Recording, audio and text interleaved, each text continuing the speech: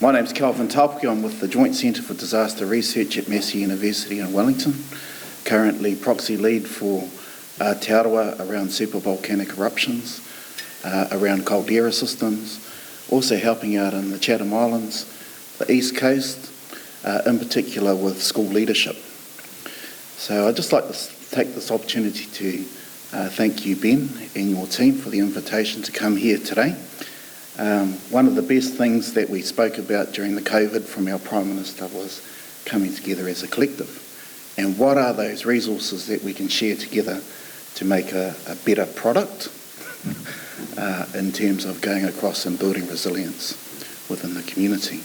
So thank you very much. I'm an educator by trade. I've been a principal of 2 kura iwi. We won New Zealand School of the Year, and from that got picked out and asked to go and work and build resilience through school leadership. So that's my field.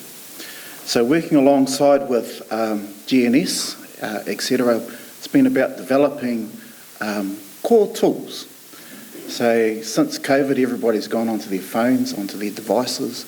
We've all run out of, we hoha with things like Zooms. But how do you actually get this thing about equity in terms of isolation? So for our really remote schools of the East Coast and our remote schools within, say, the Chatham Islands, we've created this particular platform through core education. So they asked if both Dr. Graham Leonard and myself, on behalf of my Ngāti Mutunga ki Taranaki whakapapa, to come through. So some of my research that's come through from taking the stories within Taranaki related to the 1868 August the 15th tsunami event. That tsunami event killed over 30 people, 3 whānau. So if you just imagine, what are you doing at 1:10 in the morning? Seriously, just on a normal day, what are you doing? Most people are fast asleep.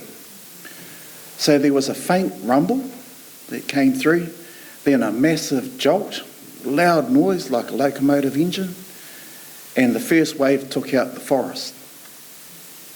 Took out the aki trees and all the different trees that were growing alongside the beach. The actual village is about 4.8 k's further inland. The second wave came in approximately about 10 minutes later. 10 minutes later, then the third one came in. And this particular wave from the modelling bounced off Western Samoa. So do people know where the Arica coast is in Chile? It's the northern part. So Jose provided the map on our first day. And so that wave came across, took 15 hours. So on August the 14th at 10 o'clock, approximately between 8.5 and a 9.3, that earthquake sent shock waves across. So it hit in the Chatham Islands in a little place out at West Waihi, it's called Tupuangi. And there were 70 people that lived out in that little village. Now they have their whale boats, they have everything that you need to be able to survive. There's no countdown, there's no New World, there's no pack and save, there's nothing. And you just imagine on the third wave, it came in and took everything. So it came in approximately 6 kilometres, and the rocks that it dredged up were over 2 tonnes. So you just imagine, and this is our stories from our research in Taranaki. So people were swept out to the ocean. There's no lights, there's no LED system, there's no GPS, anything. And so people have gone.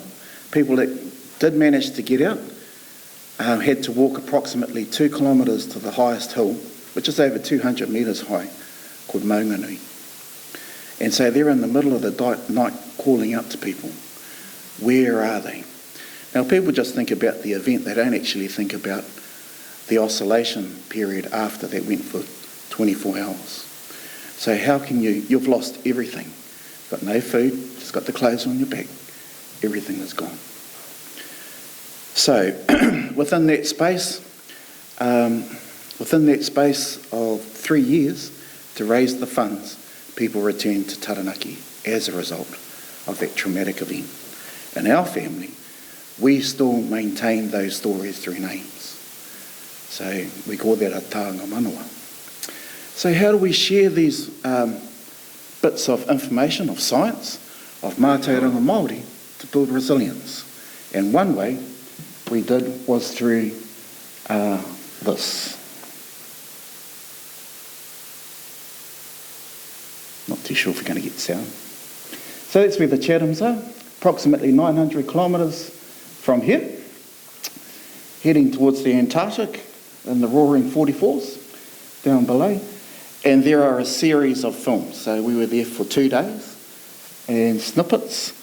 For the following 2 weeks, both Graham and myself were interviewed by schools. So Whangarei Heads College and Pakuranga College came on, and the students were able to talk to us directly.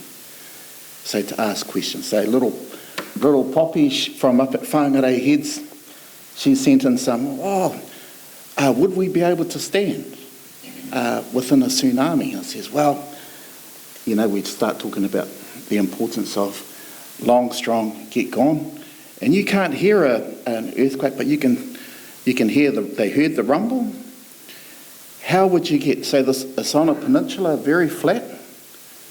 So where do you run to? So the importance of being prepared, having a plan. So they've never seen a tsunami like that before. It's never been done within the New Zealand shores of Taranaki, but certainly coming on all the way from South America. So while we're talking about the Hikurangi Trench, it's really important to realise that New Zealand's most fatal tsunami actually came all the way from Chile, 15 hours later. So really important about that dart buoy, the dart buoys that are out in the ocean to inform, and also the Chatham Islands, unfortunately, that's also a dart buoy to protect New Zealand. So 1 hour later, after it struck at Tapuke, it went on into Banks Peninsula.